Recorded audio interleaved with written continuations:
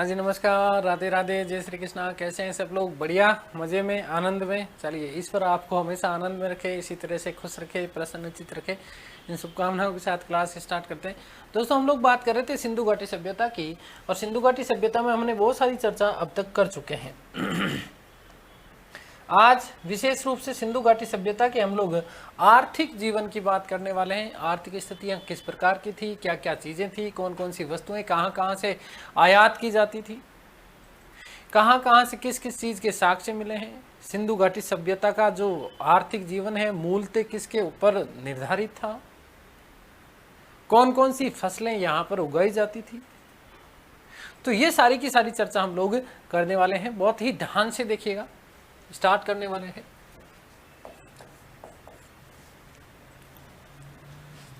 सिंधु सभ्यता,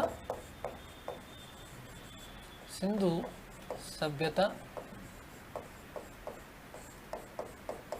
और इसी में हम लोग टॉपिक आज चर्चा कर रहे हैं आर्थिक जीवन की।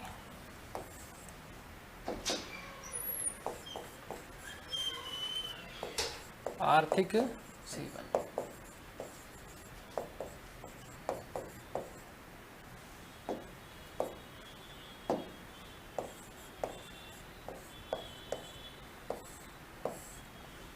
दोस्तों ध्यान दीजिएगा।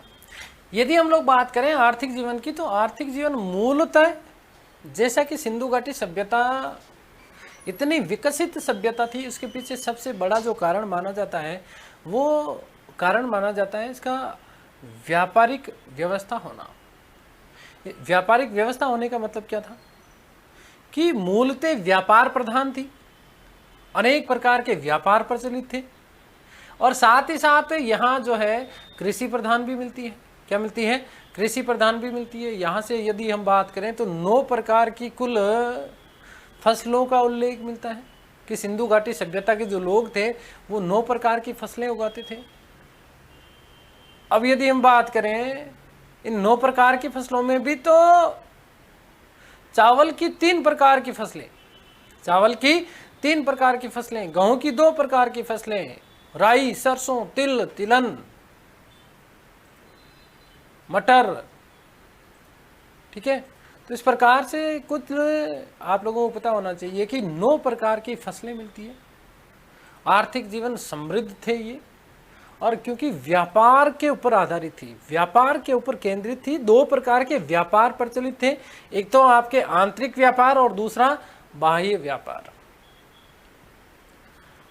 आंतरिक व्यापार जो सिंधु घाटी सभ्यता के लोगों के द्वारा आपस में किया जाता था। बाह्य व्यापार का मतलब दूसरे विदेशों के साथ में, या जो पड़ोसी देश थे, इन देशों के साथ में इनके व्यापारिक संबंध थे। इन सारी की सारी चीजों का हमें पता कैसे चलता है? तो दोस्तों ध्यान दीजिएगा कि विशेष रूप से सिंधु घाटी सभ्यता के 2 स्थल, और 2 स्थल कौन से? एक तो लोथल, और लोथल से हमें फारस की मोहरें मिलती है। लोथल से हमें फारस की मोहरें मिलती है। साथ ही साथ यदि हम बात करें कालीबंगा की, किसकी बात करें? कालीबंगा की, तो कालीबंगा से हमें बेलनाकार मोहरें मिली है, और बेलनाकार मोहरें जो कि मेसोपोटामिया में प्रचलित थी। कहाँ प्रचलित थी? मेसोपोटामिया में। तो लोथल से फारस की मोहरें मिलना और कालीबंगा से बेलनाकार मोहरें मिलना, ये चीज दर्शाती है कि कहीं ना कहीं सेंधव सभ्यता के लोगों का व्यापार जो था वो विदेशों तक था। फिर दूसरी चीज हमने बात करी थी, जब लोथल की बात करी तब मैंने आपको कहा कि लोथल का गोदीबाड़ा, लोथल का गोदीबाड़ा, जहां पूर्वी एशिया और पश्चिमी देशों के साथ में क्या होता था? व्यापार किया जाता था। तो कहीं ना कहीं ये सारी की सारी जो घटनाएं हैं, ये सारी की सारी जो चीजें हैं, वो ये दर्शाती है कि सिंधु घाटी सभ्यता मूलतः व्यापार प्रधान थी, और व्यापार के साथ साथ ये कृषि प्रधान भी थी। तो आर्थिक जीवन, सिंधु सभ्यता मूलतः व्यापार प्रधान थी।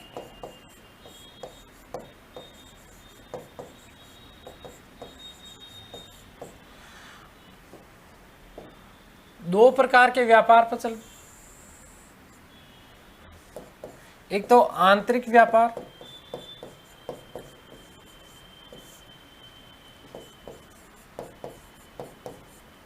और दूसरी हम बात करें तो बाह्य व्यापार।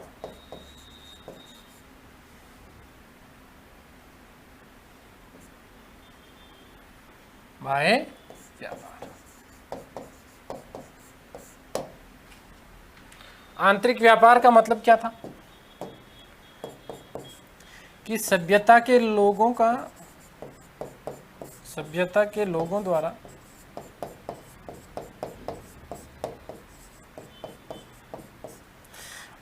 आपसी व्यापार। दूसरा, यदि हम बात करें बाह्य व्यापार, तो विदेशों के साथ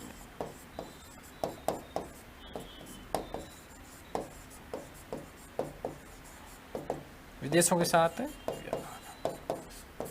और विदेशों के साथ व्यापार से हमें साक्ष्य, विदेशों के साथ में व्यापार के साक्ष्य हमें कहां से मिलते हैं? तो साक्ष्य याद रखिएगा कि लोथल से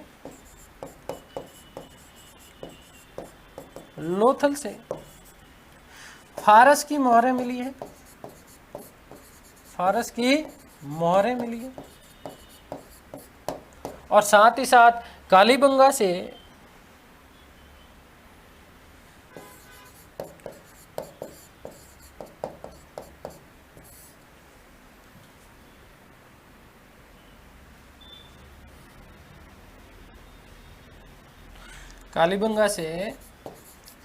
मेसोपोटामिया की मोहरें।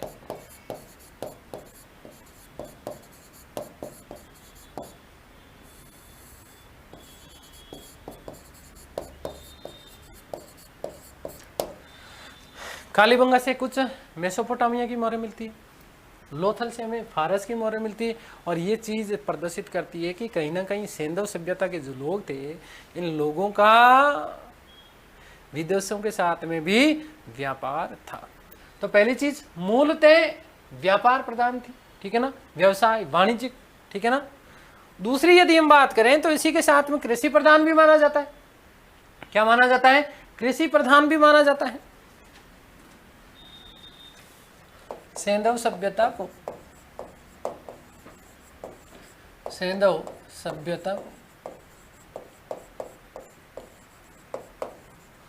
कृषि प्रधान भी माना जाता है।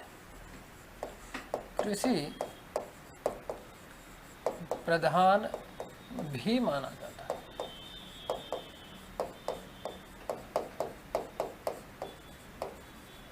ठीक है, यहां से कुल 9 प्रकार की, यहां से कुल 9 प्रकार की फसलें उगाए जाने का, फसलें उगाए जाने के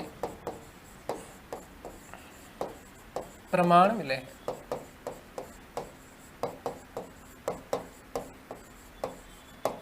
ठीक है, इन फसलों में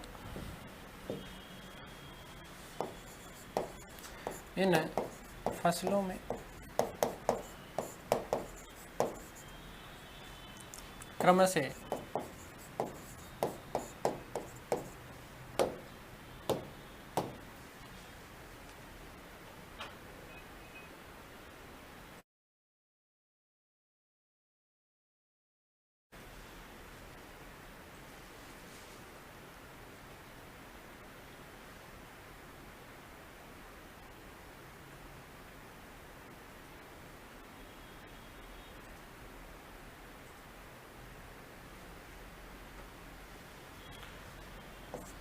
गेहूं की 3 किस्में,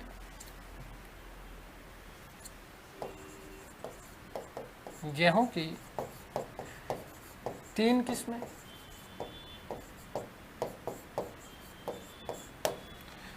जौ की 2 किस्में,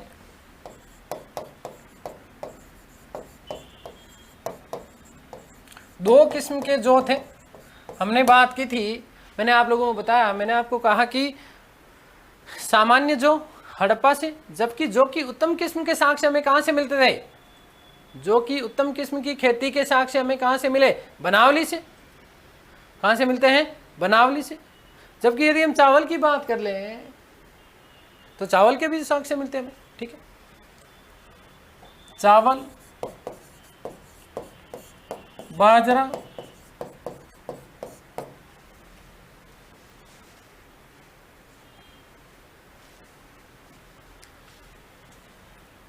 तिल, कपास, राई, तरबूज, मटर इत्यादि, ठीक है। गेहूं और चावल की भी 3-3 किस्में मिलती है। गेहूं और चावल की भी 3-3 किस्में मिलती है, 3-3 प्रकार की किस्म के गेहूं, 3-3 प्रकार के चावल, ठीक है। ये सारी की सारी चीजें सेंधव सभ्यता के लोगों के द्वारा उगाई जाती थी, ठीक है। इसमें विशेष रूप से याद रखना है आप लोगों को कि फसल काटने हेतु, फसल काटने हेतु पत्थर की हंसिया का प्रयोग करते थे। पत्थर की हंसिया का प्रयोग करते थे।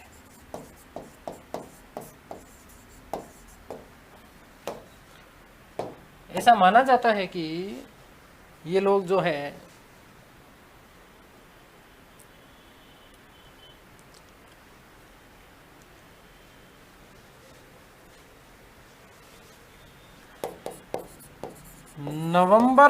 नवंबर में फसल बोते थे,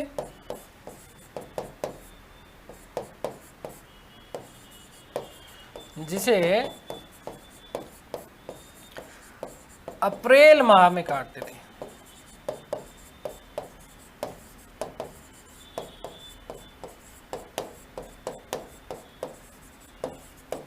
ठीक है, नवंबर के आसपास फसल को बोते थे और इसी फसल को वो कब काट लेते थे? अप्रैल माह के आसपास इसको काट लेते थे। ये कुछ 9 प्रकार की फसलें, ठीक है।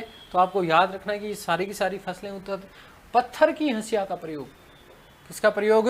पत्थर की हंसिया का प्रयोग करते थे, क्योंकि लोहे के साक्ष्य तो हमें किसी भी प्रकार के सेंधव सभ्यता के मिले ही नहीं है। संपूर्ण सेंधव सभ्यता में हम बात करें तो संपूर्ण सेंधव सभ्यता में कोई भी ऐसा स्थल नहीं है जहां से हमें लोहे के साक्ष्य मिले हैं। तो मतलब हंसिया का मतलब समझते हो ना, दांतली, है ना, वो भी किसकी प्रयोग करते थे वो लोग? पत्थर की, है ना, और उसी के माध्यम से उसको क्या कर लेते थे? काट लेते थे। और दोस्तों ध्यान से सुनिएगा कि लोहे का यदि प्रयोग नहीं है, लोहे का प्रयोग नहीं है तो दूसरी चीज क्या कि लकड़ी के हल का प्रयोग करते थे। लकड़ी के हल का प्रयोग करते थे।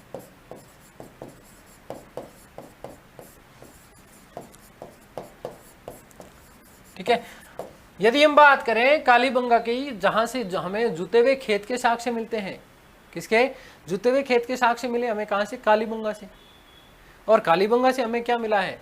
लकड़ी का हल मिला है। साथ ही साथ हमने जब बनावली की बात की थी, बनावली की जब चर्चा की थी, तब मैंने आप लोगों को बताया, मैंने आपको कहा कि बनावली से उत्तम किस्म के जो राई, सरसों, मतलब ठीक है ना, सरसों के साक्ष्य मिलते हैं। आगे बात समझ में? तो यहाँ पर जो लोग हैं वो उस समय, और साथ ही साथ हमने बात की थी कि बनावली से मिट्टी का प्रतीकात्मक जो है हल भी मिलता है, ठीक है ना। किसका? मिट्टी का प्रतीकात्मक हल बना हुआ था। तो कहीं ना कहीं क्योंकि लोहा तो था नहीं इन लोगों के पास में, इसलिए लकड़ी से जो है वो क्या करते थे? हल का प्रयोग करते थे। अब यदि हल का प्रयोग लकड़ी से करते हैं तो जो है जोतने के लिए किसका प्रयोग करते थे? बैल का।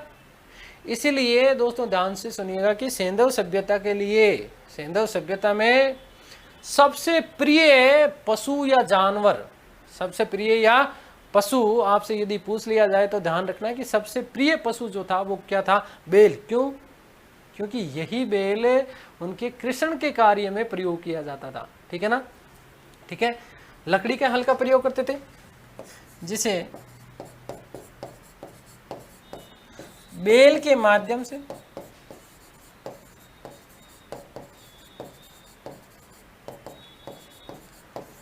खींचा जाता था या जोता जाता था।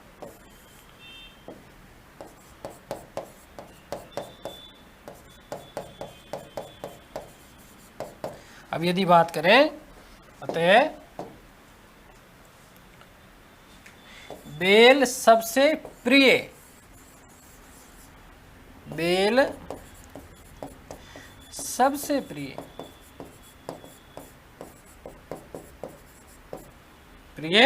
जानवर था। ठीक है, क्लियर हो गई ये बात। तो ये चीजें आपको सारी ध्यान रखना है। ठीक है, तो ये हमने बात कर ली कौन कौन सी फसलें उगाई जाती थी, क्या क्या चीजें थी। पत्थर की हंसिया का प्रयोग करते थे, नवंबर माह में फसल को बोते थे जिसे अप्रैल में काट लेते थे, लकड़ी के हल का प्रयोग करते थे, हल चलाने के लिए बैल का प्रयोग करते थे, बैल के माध्यम से खेती करते थे, खेत जोतते थे, इसीलिए बैल सबसे प्रिय जानवर था। देखो ध्यान से सुनना, सिंधु घाटी सभ्यता में सबसे प्रिय जानवर क्या है? बैल। जबकि यदि हम आगे बात करेंगे वैदिक सभ्यता की, तो वैदिक सभ्यता में हम लोग चर्चा करेंगे कि सबसे प्रिय पशु जो था वैदिक आर्यों का वो क्या था? घोड़ा। अब यहाँ पर आप लोगों को पता है कि सैंधव सभ्यता के लोगों को तो घोड़े से अपरिचित माना जाता है।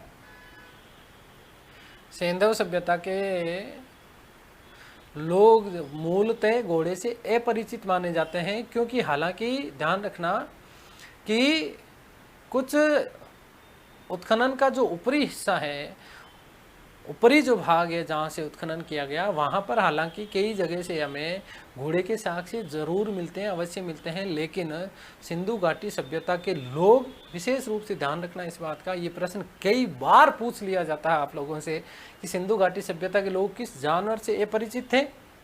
तो देखो सिंह, शेर है ना, शेर के भी किसी प्रकार के साक्ष्य नहीं मिले हैं। ठीक है, और घोड़े के साक्ष्य भी नहीं मिलते हैं। ये विशेष स्मरणीय तथ्य है, आगे मैं आप लोगों को दिखा दूंगा। चलिए आगे हम लोग चर्चा करते हैं इसी कड़ी में।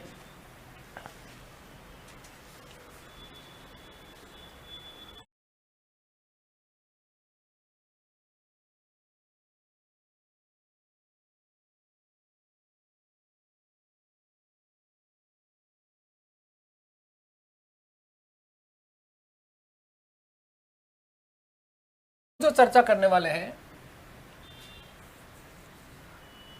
सिंधु घाटी सभ्यता में हमने व्यापार की बात करी थी, इसी व्यापार में थोड़ी सी हमने कृषि की बात कर ली है। किसकी बात कर ली है? कृषि की बात कर ली है।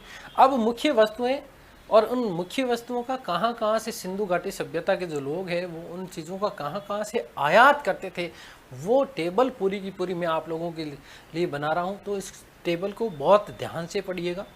यहाँ से प्रश्न आपका आता ही आता है, पूछा जाता है कि जैसे सोने की बात करें, ठीक है, तो सैंधव सभ्यता के लोग सोना कहाँ कहाँ से मंगवाते थे? तो सैंधव सभ्यता के लोग सोना मंगवाते थे फारस से, ईरान से, और भारत में एक स्थल कर्नाटक। तो दोस्तों ध्यान रखिएगा, हम लोग पूरी एक टेबल बना रहे हैं। आयातित वस्तुएं,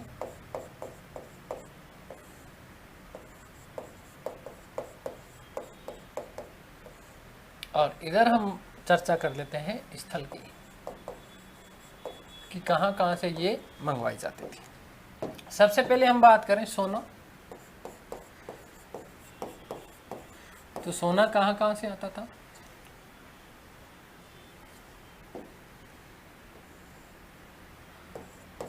सिंधु घाटी सभ्यता के लोग सोना ईरान, अफगान और कर्नाटक, ईरान, अफगान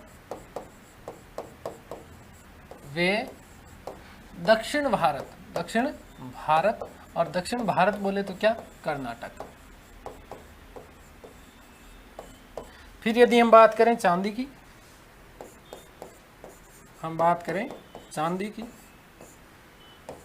तो चांदी विशेष रूप से ध्यान रखिएगा ईरान और अफगान से, ईरान वे अफगान से।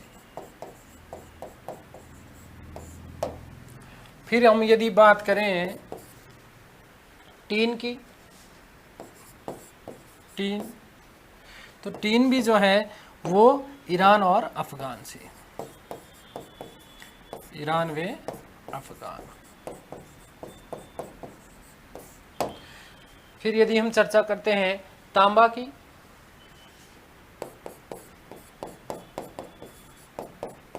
तो तांबा विशेष रूप से आप लोगों को ध्यान रखना है कि तांबा एक तो बलूचिस्तान से, तांबा एक तो कहां से, बलूचिस्तान से, और दूसरा हमारा राजस्थान का एक सबसे बड़ा तांबा केंद्र, राजस्थान में खेतड़ी, राजस्थान में खेतड़ी से भी क्या किया जाता था, तांबा आयात किया जाता था।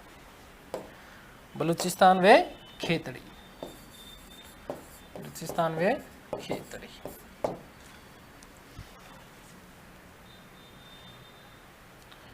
इसके अलावा यदि हम बात करते हैं सेल खड़ी, सेल खड़ी, तो सेल खड़ी दोस्तों ध्यान से सुनिएगा। सेल खड़ी एक तो आपका आता था राजस्थान, बलूचिस्तान, और दूसरा तीसरा गुजरात, तीसरा गुजरात। ये तीन प्रमुख ऐसे क्षेत्र थे, ये तीन प्रमुख ऐसे क्षेत्र थे जहां से सेल खड़ी मंगवाई जाती थी। सेल खड़ी का प्रयोग विशेष रूप से, ध्यान से सुनिएगा, सेल खड़ी का प्रयोग विशेष रूप से मोहरों के निर्माण में होता था। चांदी का प्रयोग भी मोहरों का निर्माण में किया जाता था, साथ ही साथ कैल्साइट का प्रयोग भी मोहर निर्माण में किया जाता था सिंधु सभ्यता के लोगों के द्वारा। ठीक है, इसी सेल खड़ी को हमने नाम दिया था स्टेटाइड। क्या नाम दिया था, स्टेटाइड। विशेष रूप से ध्यान रखना है यहाँ पर, और ध्यान क्या रखना है कि सेल खड़ी के माध्यम से मोहर निर्माण का कार्य किया जाता था। सिंधु घाटी सभ्यता की जो मोहरें थी वो वस्तुतः किससे निर्मित थी, सेल खड़ी से निर्मित थी। इसी सेल खड़ी को हमने नाम दिया स्टेटाइड। क्या बोला था, स्टेटाइड। क्लियर है। शंख वे कोड़ियां, शंख वे कोड़ियां सौराष्ट्र गुजरात से,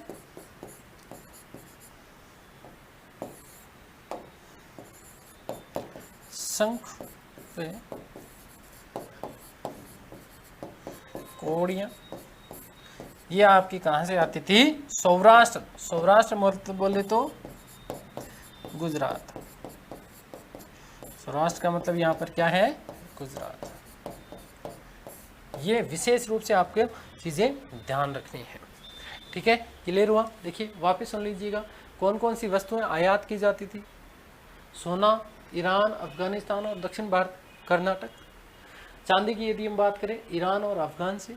टीन की यदि हम बात करें ईरान और अफगान से। तांबा बलूचिस्तान से। खेतड़ी से, खेतड़ी बोले तो कहाँ, राजस्थान हमारा, खेतड़ी राजस्थान। सेल खड़ी स्टेटाइट राजस्थान में। ठीक है, नागौर के आसपास का क्षेत्र, विशेष नाम नहीं दिया गया लेकिन केवल इतना लिखा गया कि राजस्थान। बलूचिस्तान और गुजरात तीन जगह से आती थी। शंख और कोड़ियां सौराष्ट्र से आती थी, गुजरात से। एक नील रत्न, क्या, नील रत्न, और नील रत्न आता था बदख्शां अफगानिस्तान से।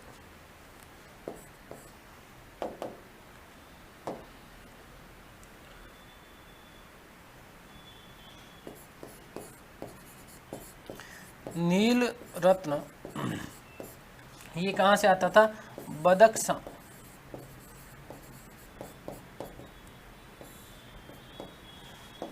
बदख्शां बोले तो क्या, अफगान, बदख्शां अफगान से ये सारी की सारी चीजें सिंधु घाटी सभ्यता के लोग मंगवाते थे। ठीक है, हम आर्थिक जीवन की बात कर रहे हैं। अब यदि हम बात करें तो आर्थिक जीवन में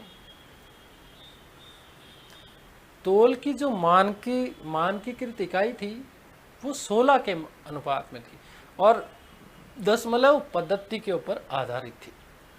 ठीक है, 16 के अनुपात का मतलब क्या है, 16 हो गया, 64 हो गया। ठीक है, इस प्रकार से लगातार क्रम में। ठीक है, 16 के अनुपात में तोल। ठीक है, और दशमलव पद्धति थी। ठीक है, ध्यान से सुनिएगा, तोल की इकाई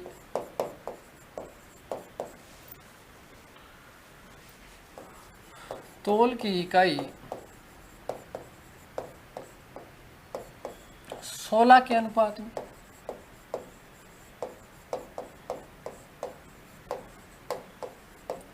प्रचलित थी। जैसे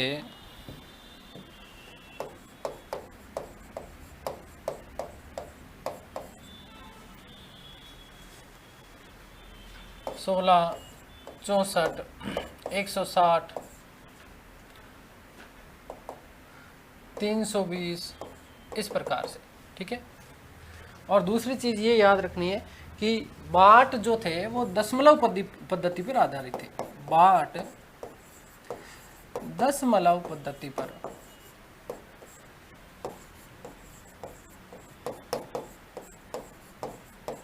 आधारित थे।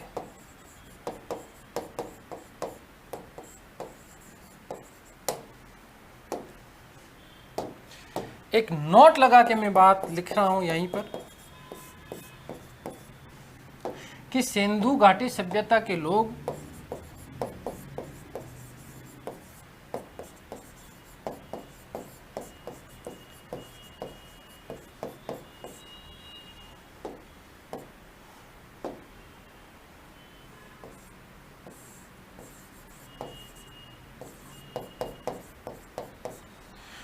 घोड़े व सिंह से,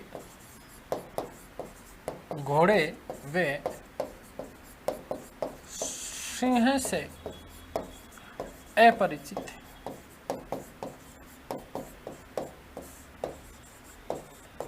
दूसरी चीज, पहला तो सबसे महत्वपूर्ण प्रश्न यही बनता है कि सिंधु घाटी सभ्यता के लोग किस चीज से अपरिचित थे। तो आपको याद रखना है कि सिंधु घाटी सभ्यता के लोग जो थे वो घोड़े से अपरिचित थे। लेकिन हालांकि घोड़े की सभ्यता, सॉरी माफ कीजिएगा, घोड़े के साक्ष्य का उल्लेख हमें सुरकोटड़ा से मिलता है, मोहनजोदड़ो से मिलता है, लोथल से भी घोड़े की प्रतीकात्मक मूर्ति हमें मृण मूर्ति मिलती है। ठीक है। लेकिन इन सारी की सारी चीजों को जो है प्रामाणिक नहीं माना जाता। आरपीएससी ये प्रश्न जब भी पूछती है तो इस स्थिति में आपको यही उत्तर देना है। यदि यही प्रश्न पूछे कि सिंधु घाटी सभ्यता के लोग किस जानवर से अपरिचित थे, घोड़ा और सिंह, याद रखना आपको। लेकिन यही आरपीएससी आपसे ये प्रश्न भी पूछती है और प्रश्न ये पूछा जाता है कि सिंधु घाटी सभ्यता से घोड़े के साक्ष्य हमें कहाँ कहाँ से मिलते हैं।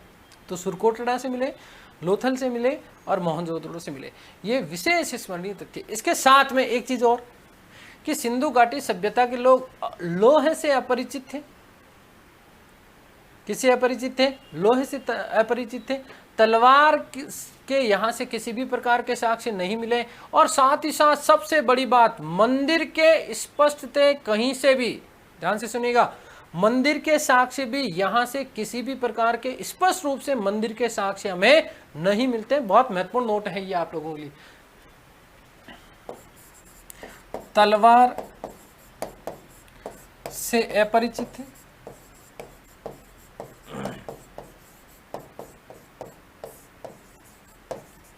फिर संपूर्ण सैंधव सभ्यता में, संपूर्ण सैंधव सभ्यता में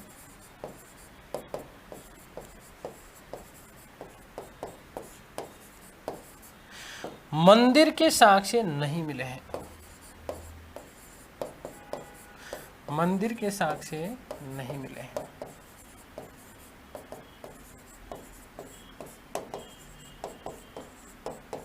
तो मंदिर के साक्ष्य नहीं मिले हैं तो क्या मिला है? केवल और केवल मातृदेवी या मृण मूर्तियां मिलती है। क्या मिलती है? मृण मूर्तियां मिलती है। मृण मूर्ति का मतलब क्या है? मिट्टी से बनी हुई मूर्ति, मिट्टी से बनी हुई मूर्ति। और जब इस मिट्टी से बनी हुई मूर्ति को आग में पका लिया जाता है तो ये क्या कहलाता है? टेराकोटा कहलाता है। क्या कहलाता है? टेराकोटा कहलाता है। यहां से केवल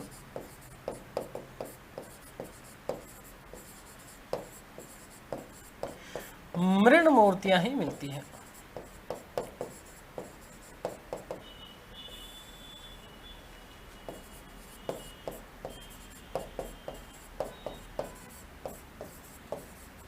ठीक है। लास्ट इंपॉर्टेंट बात, आग में पकी हुई, आग में पकी हुई मृण मूर्तियों को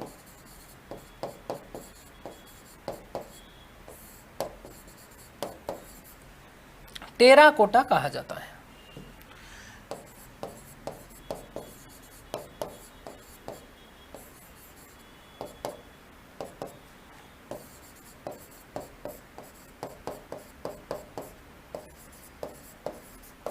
क्लियर है? यहां तक किसी कोई इश्यू नहीं होना चाहिए।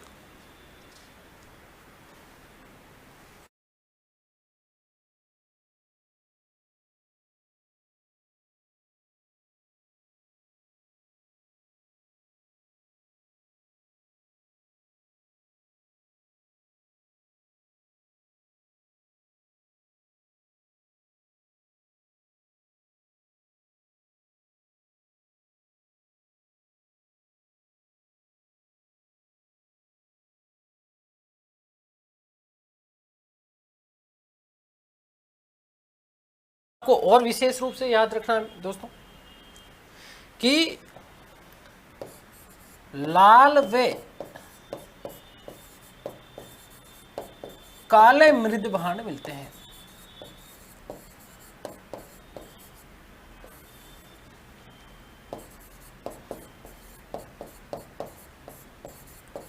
सिंधु घाटी सभ्यता से हमें लाल और काले, क्या चीज, लाल और काले मृद भांड मिलते हैं।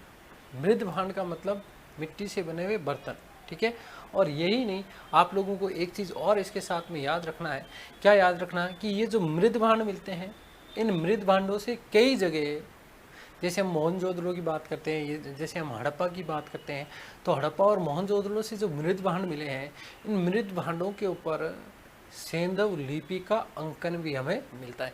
तो ये प्रश्न आपसे देखो कि कई बार प्रश्न पूछ लिया जाता है कि चित्रित घूसर मृद भांड संस्कृति किससे संबंधित है।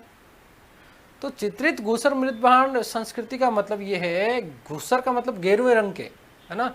तो ये हमें मिलता है वैदिक सभ्यता। लेकिन लाल और काले रंग के जो मृद भांड मिलते हैं, ये हमें कहाँ से मिलते हैं, विशेष रूप से केवल लाल और काले, ये हमें हड़प्पा और मोहनजोदड़ो से मिलते हैं। सिंधु घाटी सभ्यता के स्थल हैं मोहनजोदड़ो और हड़प्पा। इतनी बात क्लियर हो गई आप लोगों को, ठीक है। आगे चलते हैं, आगे बढ़ते हैं, कुछ बात करते हैं दूसरी। देखिएगा, एक प्रश्न आपसे विशेष रूप से प्रश्न पूछे जाते हैं। सिंधु घाटी सभ्यता में एक तरफ आपको नगर का नाम दे दिया जाता है, दूसरी तरफ नदी पूछ लिया जाता है कि कौन सा नगर किस नदी के किनारे पर स्थित है। कौन सा नगर किस नदी के किनारे पर स्थित है, बड़ा महत्वपूर्ण प्रश्न आता है। सम्मिलित करने वाले प्रश्न में इस प्रकार के प्रश्न आप लोगों के बन सकते हैं, ठीक है। तो ध्यान से सुनिएगा, मैं यहाँ पर आप लोगों के सामने एक पूरी की पूरी टेबल बना रहा हूँ। इधर यहाँ मैं आपके सामने लिख रहा हूँ नाम नगर का, और एक तरफ मैं आपके सामने लिखने वाला हूँ नदी।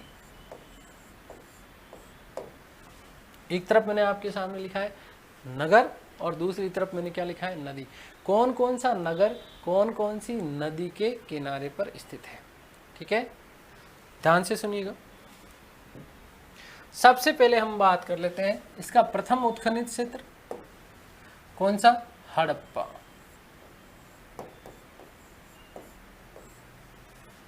तो दोस्तों आप लोगों को पता है कि हड़प्पा जो नगर है वो कौन सी नदी के किनारे है, रावी नदी के तट पर है।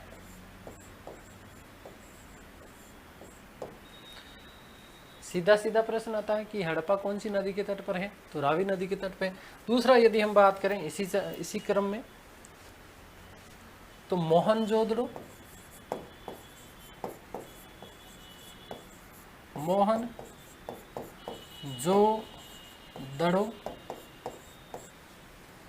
नंबर 3 चानूदड़ो,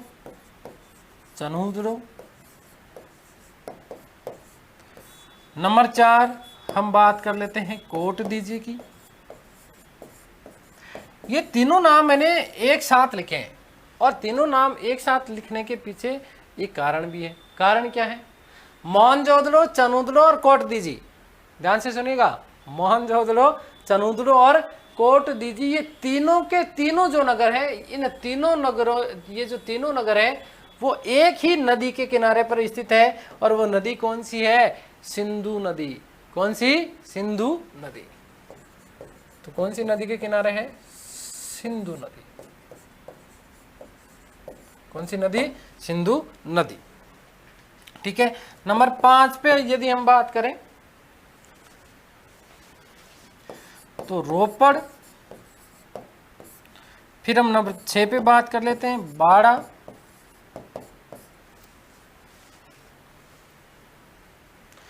रोपड़ और बाड़ा। देखो ये भी मैंने आपके एक साथ लिखे हैं, रोपड़ रो के पड़, मैंने कहा था कौन सी नदी में, सिंधु नदी में। कौन सी नदी में, सिंधु नदी में, ठीक है ना। तो रोपड़ और बाड़ा, रोपड़ और बाड़ा दोनों के दोनों कौन सी, सॉरी रोपड़ और बाड़ा कौन सी, सतलज नदी, माफ कीजिएगा। रो के पड़ कौन सी नदी में, सतलज नदी में। कौन सी नदी में, सतलज नदी में। तो रोपड़ और बाड़ा आपके कहाँ पर है, पंजाब में है। कहाँ पर है, पंजाब में। और ये दोनों के दोनों जो क्षेत्र हैं वो कौन सी नदी के किनारे हैं, सतलज नदी के किनारे। तो सतलज। अब इसी क्रम में यदि हम बात करें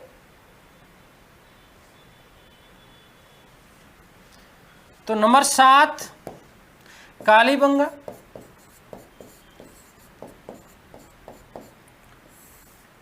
नंबर 8 बनावली। दोस्तों ध्यान से सुनिएगा कि कालीबंगा और बनावली दोनों के दोनों एक ही नदी के तट पर हैं। कौन सी नदी होगी बताओ, अंदाजा लगाओ।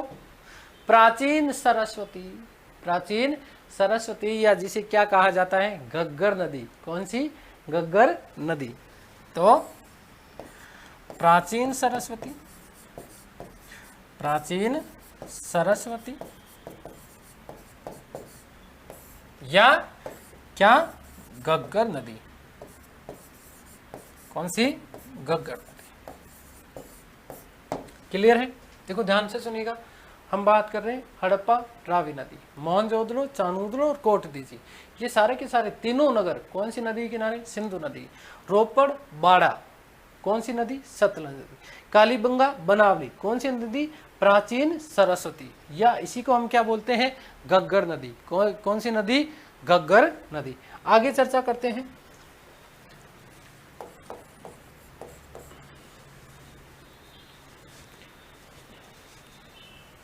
लोथल बहुत महत्वपूर्ण स्थल है। लोथल गुजरात का, लोथल आपको पता है भोगवा नदी के किनारे है। लोथल आपका कहां पर है, भोगवा नदी।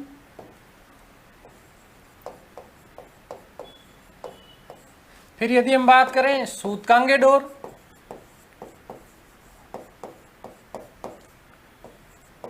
सिंधु घाटी सभ्यता का सबसे पश्चिमी छोर सूतकांगे डोर।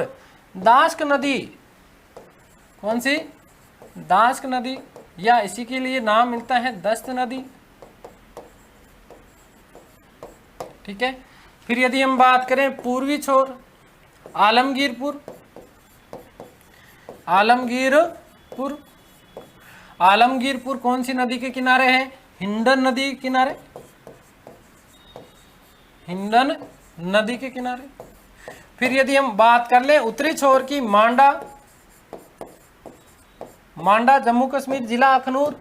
मांडा आपका कहाँ है, चेनाब नदी के किनारे। फिर यदि हम बात कर लें दक्षिणी छोर की, जिसका नाम है देईमाबाद, देईमाबाद। और देईमाबाद आप लोगों को याद रखना है कि प्रवरा है मूलतः, तो ठीक है। और प्रवरा जो है वो क्या है, गोदावरी की सहायक है, गोदावरी की सहायक है। अब यहां पर कई बार ध्यान से सुनिएगा, यहां पर कई बार क्या होता है कि जैसे एग्जामिनर जो है प्रवरा नहीं देकर के क्या दे देता है, सीधे सीधे गोदावरी दे देता है। तो उस स्थिति में भी आपको गोदावरी से ही करना है। और यदि गोदावरी और प्रवरा दोनों एक साथ आ जाए, ध्यान से सुनिएगा, गोदावरी और प्रवरा यदि दोनों एक साथ आ जाए तो उस स्थिति में आपको क्या करना है, प्रवरा। क्योंकि मूलतः एग्जैक्ट यदि हम बात करते हैं, एग्जैक्ट यदि हम बात करते हैं तो प्रवरा नदी के किनारे पर है। कौन सी नदी के किनारे है, प्रवरा नदी के किनारे है। कौन सा, देमाबाद। देमाबाद सिंधु घाटी सभ्यता का सबसे दक्षिणी छोर माना जाता है, ठीक है। आगे यदि हम बात करें, अभी हाल ही में पूछा गया भगत राव, भगत राव, ठीक है। और भगत राव आपको याद रखना है दोस्तों, भगत राव जो है आपका नर्मदा नदी के तट पर है,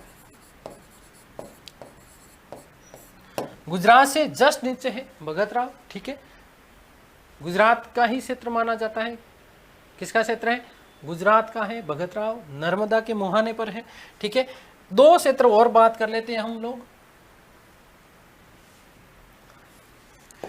एक बात करेंगे हम रंगपुर की, दूसरी बात करेंगे रोजदी की। रंगपुर और एक बात हम करेंगे रोजदी की। एक साथ मैंने यहां पर लिखे हैं दोनों के दोनों नाम, और ध्यान से सुनिएगा, दोनों नाम मैंने एक साथ लिखे हैं, इसका मतलब इन दोनों की नदी भी क्या होगी? एक ही होगी। और नदी कौन सी है? मादर। कौन सी नदी है? मादर नदी, ठीक है। क्लियर हुआ? वापस दिखा रहा हूं, देखो ध्यान से सुनिएगा। हम बात कर रहे हैं किसकी? नगर की, और एक तरफ हम बात कर रहे हैं नदी की। हड़प्पा रावी नदी के तट पर है, ठीक है। मोहनजोदड़ो, कोटदीजी और चाणूदड़ो, ये तीनों के तीनों सिंध प्रांत के हैं, ठीक है। कौन सी नदी पर है? सिंधु नदी। रोपड़ और बाड़ा, ये दोनों के दोनों सतलज, पंजाब के क्षेत्र है। कालीबंगा आप लोगों को पता है राजस्थान, बनावली हरियाणा, ये दोनों को दोनों प्राचीन सरस्वती, या हम क्या कह सकते हैं, गग्गर नदी। क्या? गग्गर नदी, दोनों के दोनों यहीं पर है, ठीक है। उसके बाद हम बात करते हैं लोथल की, तो लोथल भोगवा नदी के किनारे पर है। कौन सी नदी के किनारे है? भोगवा नदी के किनारे। बात हम करते हैं सूतकांगे डोर, तो दास किया दस्त नदी, ठीक है। आर एल डायसन ने नोट लगा के एक बात लिख देता हूं मैं कि आर एल डायसन ने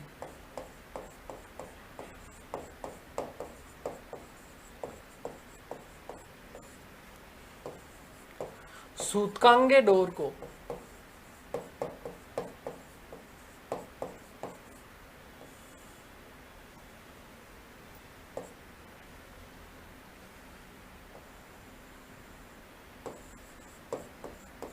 सैन्य चौकी बताया है।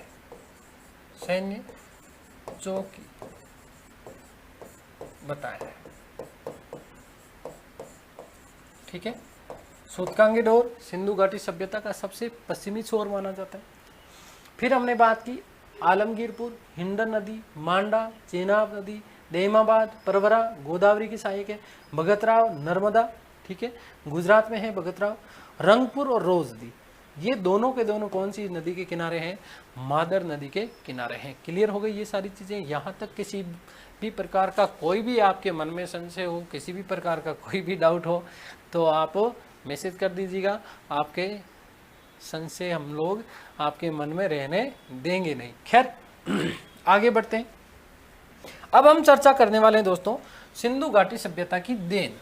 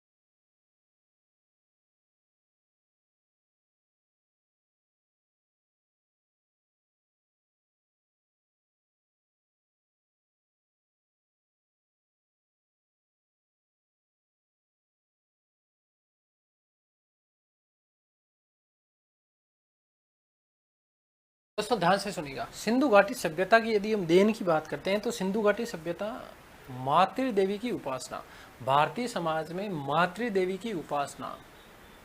मातृ देवी की उपासना का मतलब क्या है? जिस नव दुर्गा रूप की हम लोग पूजा करते हैं वो कहीं ना कहीं सिंधु घाटी सभ्यता की देन मानी जाती है, क्योंकि पहली बार मातृदेवी की जो मृण मूर्तियां हैं, मातृदेवी की मृण मूर्तियां हैं जो हमें कहां से मिलती है? सिंधु घाटी सभ्यता से। हालांकि ये बात अलग है कि यहां से किसी भी प्रकार के मंदिर के साक्ष्य नहीं मिलते हैं, मंदिर के साक्ष्य नहीं मिलते हैं, लेकिन फिर भी मातृदेवी की मृण मूर्तियां हमें मिलती है सिंधु घाटी सभ्यता से।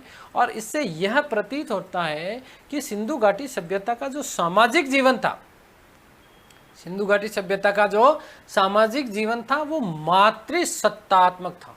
पहली बात, मातृसत्तात्मक का मतलब समझते हैं? मातृसत्तात्मक का मतलब ये है कि जो समाज था उसमें जो सत्ता थी वो किसकी थी? माता की। सत्ता किसकी थी? माता की। यदि वर्तमान परिप्रेक्ष्य में हम लोग बात करते हैं, चर्चा करते हैं, तो आप लोगों को पता होना चाहिए कि वर्तमान परिप्रेक्ष्य में घर में चलती किसकी है? बापू की है।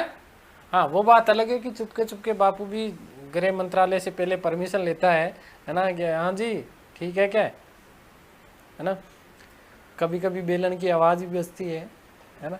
तो खैर वो बात अलग है, लेकिन ध्यान से सुनिएगा कि भारतीय समाज को मातृसत्तात्मक परिवार की देन सिंधु घाटी सभ्यता की मानी जाती है, क्योंकि वहाँ से हमें क्या मिलती है? मातृदेवी की मृण मूर्तियाँ मिलती है, पहली बात। दूसरी, भारत में चांदी की देन, भारत में चांदी की देन किसकी मानी जाती है? सिंधु घाटी सभ्यता। पहली बार सर्वप्रथम चांदी के साक्ष्य में सिंधु घाटी सभ्यता से मिलते हैं। हमने विशेष रूप से बात करी थी कुणाल की। किसकी? कुणाल की। इसके अलावा यदि हम बात करें तो दोस्तों याद रखिएगा, और याद आपको क्या करना है कि पशुपति नाथ या लिंग पूजन, ठीक है, सिंधु घाटी सभ्यता के लोग लिंग व योनि की पूजा करते थे। इसकी पूजा करते थे? लिंग व योनि की पूजा, ठीक है। तो शिवलिंग की पूजा एक तरीके से, या पशुपति नाथ की पूजा किसकी देन है? सिंधु घाटी सभ्यता की। किसकी? सिंधु घाटी सभ्यता की देन है ये सारी की सारी चीजें। तो आपको विशेष रूप में ये चीजें ध्यान रखनी है, तो ध्यान से सुनिएगा। सिंधु घाटी सभ्यता की देन, मातृदेवी उपासना, क्या चीज? मातृदेवी उपासना, मातृदेवी उपासना, ठीक है। नोट कि सिंधु या सेंधव समाज, सेंधव समाज मातृसत्तात्मक था।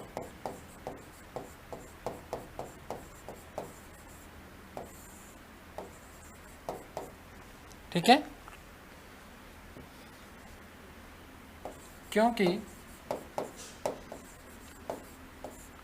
यहां से हमें केवल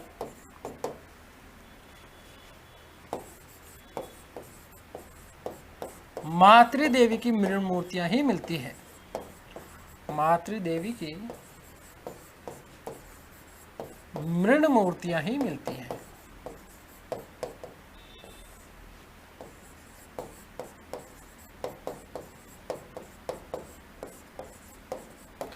इसका मतलब ये हुआ, अतः सेंधव लोग, सेंधव का मतलब क्या है? सिंधु घाटी सभ्यता के लोग हैं। सेंधव लोग मातृदेवी के उपासक थे।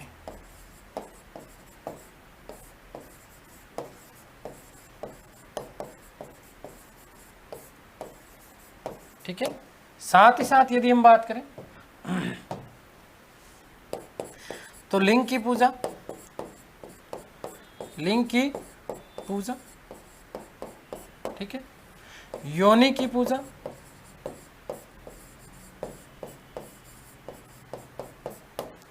इसी के साथ साथ स्वास्तिक चिन्ह। ध्यान से सुनिएगा कि लिंग पूजा का पता हमें कैसे चलता है? पशुपति नाथ की मोहर, पशुपति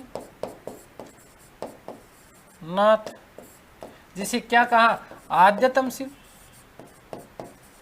आद्यतम शिवोपासना।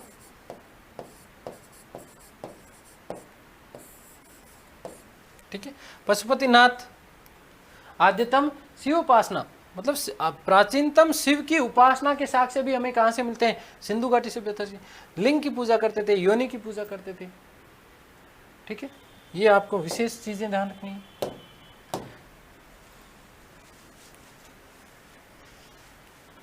स्वास्तिक का चिन्ह,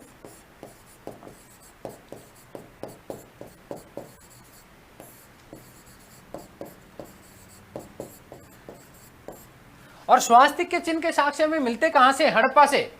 भाई स्वास्तिक के चिन्ह के साक्ष्य हमें कहां से मिलते हैं? हड़प्पा से। और स्वास्तिक के चिन्ह से हमें यह पता चलता है कि सिंधु घाटी सभ्यता के जो लोग थे, ये लोग सूर्य की उपासना करते थे।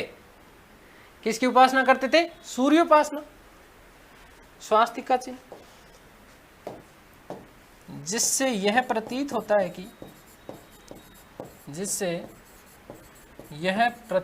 है कि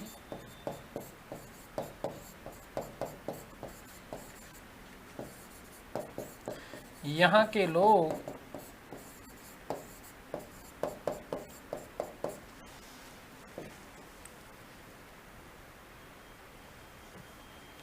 सूर्य की उपासना भी करते थे।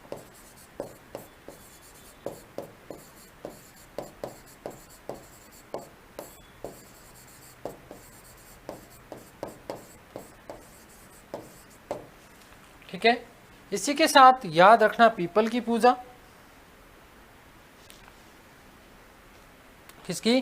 पीपल की पूजा के साक्ष्य भी हमें सिंधु घाटी सभ्यता से मिलते हैं।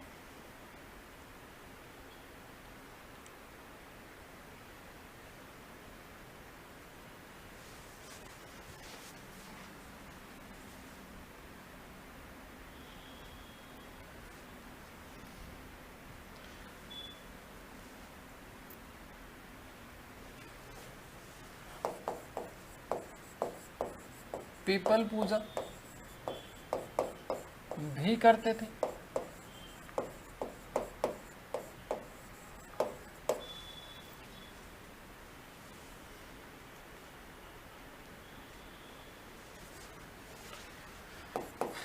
बेल, बतख, वे पाषाण स्तंभ,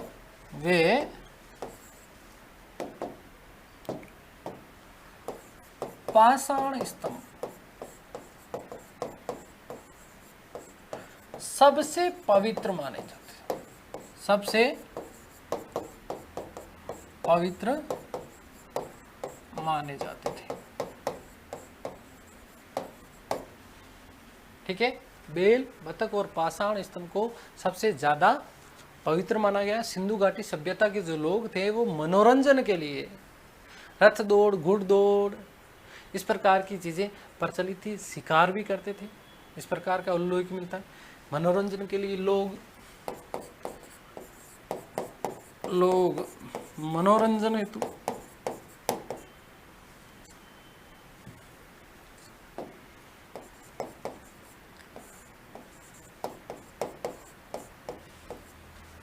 रथ दौड़, घुड़दौड़,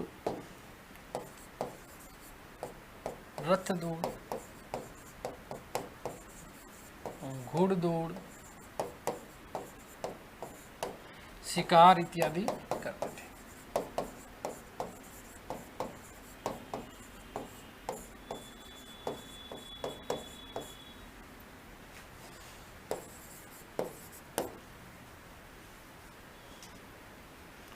कितना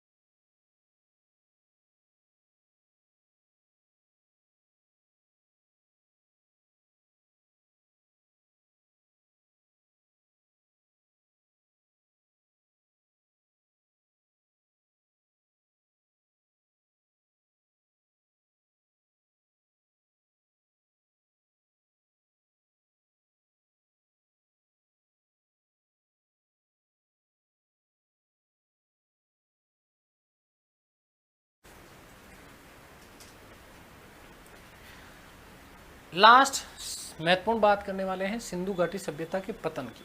तो दोस्तों ज़्यादातर जो इतिहासकार है, ज़्यादातर जो विद्वान हैं, वो ये मानते हैं कि सिंधु घाटी सभ्यता का जो पतन है वो जलवायु परिवर्तन के कारण हुआ है। किसके कारण? जलवायु परिवर्तन के कारण। अब जलवायु परिवर्तन का मतलब ये था कि कुछ लोग ये मानते हैं कि बाढ़ आई होगी, इसी कारण सारे का सारा जल प्लवन हो गया होगा और जल प्लवन के कारण सिंधु घाटी सभ्यता का पतन हो गया होगा। कुछ लोग ऐसे हैं जो ये मानते हैं कि सिंधु घाटी सभ्यता का जो पतन है वो किसी भयंकर महामारी से हुआ होगा। जब हमने बात की थी मोहनजोदड़ो की, तब मैंने आप लोगों को बताया था,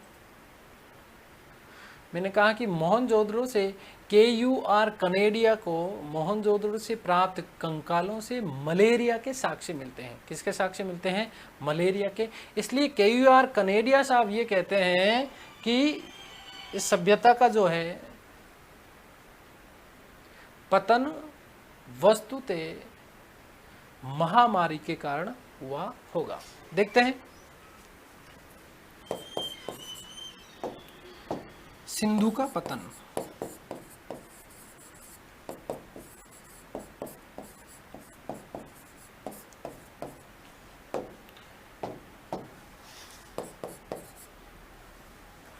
जलवायु परिवर्तन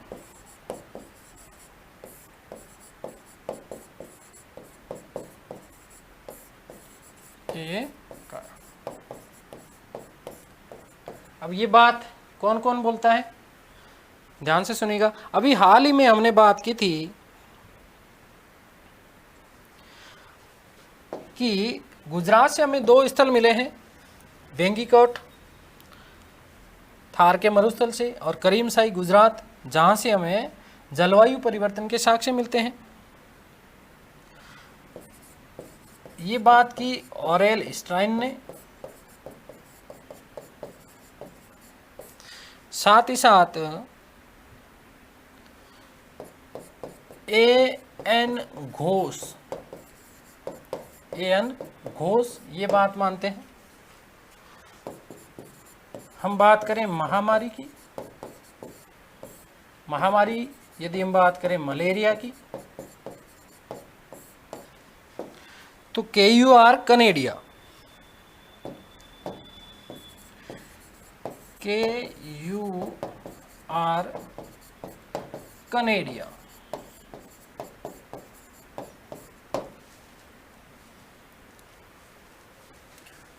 कुछ लोग ऐसे हैं जो मानते हैं कि बाढ़ के कारण हुआ, और बाढ़ में जॉन मार्शल,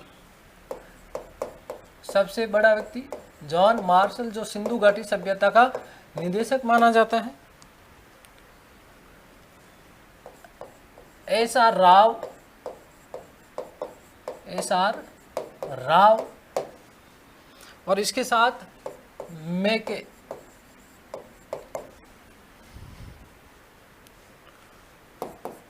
कुछ लोग ऐसे हैं जो ये कहते हैं कि बाहरी आक्रमण के कारण हुआ, बाहरी आक्रमण के कारण हुआ।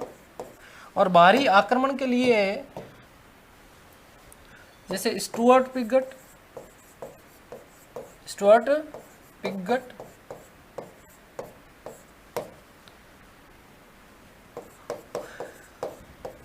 गार्डन चाइल्ड,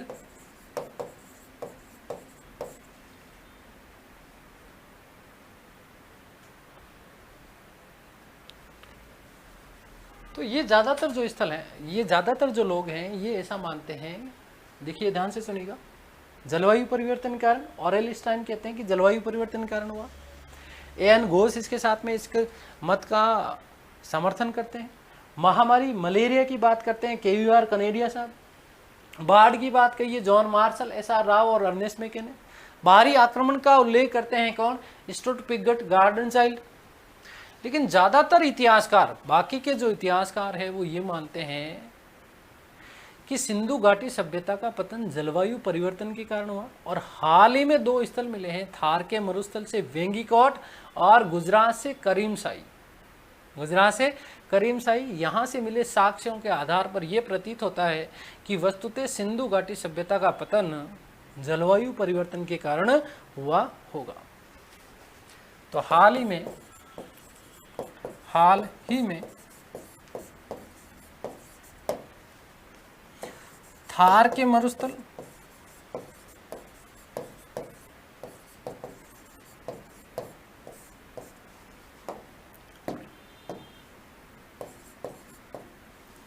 मरुस्थल के स्थल वेंगीकोट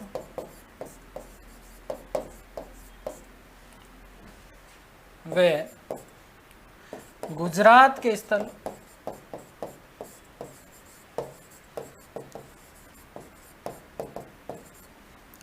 करीमशाही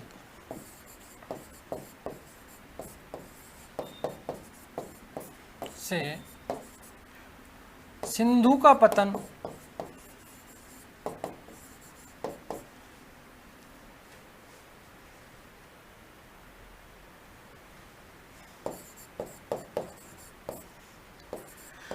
जलवायु परिवर्तन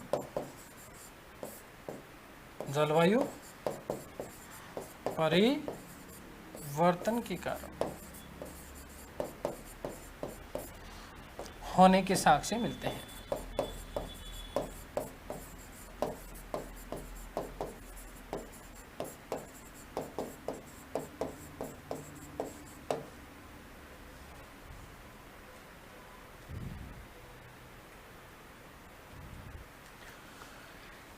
इसी के साथ दोस्तों ध्यान से सुनिएगा कि मार्टिन व्हीलर ने अपनी पुस्तक प्राचीन भारत में भी इस मत का क्या किया है, समर्थन।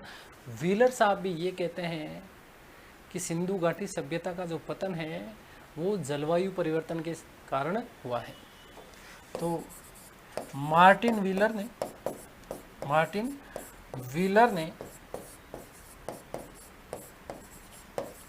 ने भी इस मत का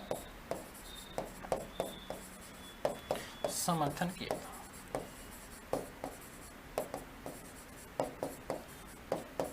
ठीक है, ये लोग मानते हैं कि सिंधु घाटी सभ्यता का पतन जो है, ज्यादातर इतिहासकार ऐसा ही मानते हैं कि जलवायु परिवर्तन के कारण हुआ। ठीक है दोस्तों, सिंधु घाटी सभ्यता का आपका टॉपिक हो गया है कंप्लीट। धन्यवाद, नमस्कार, थैंक यू सो मच।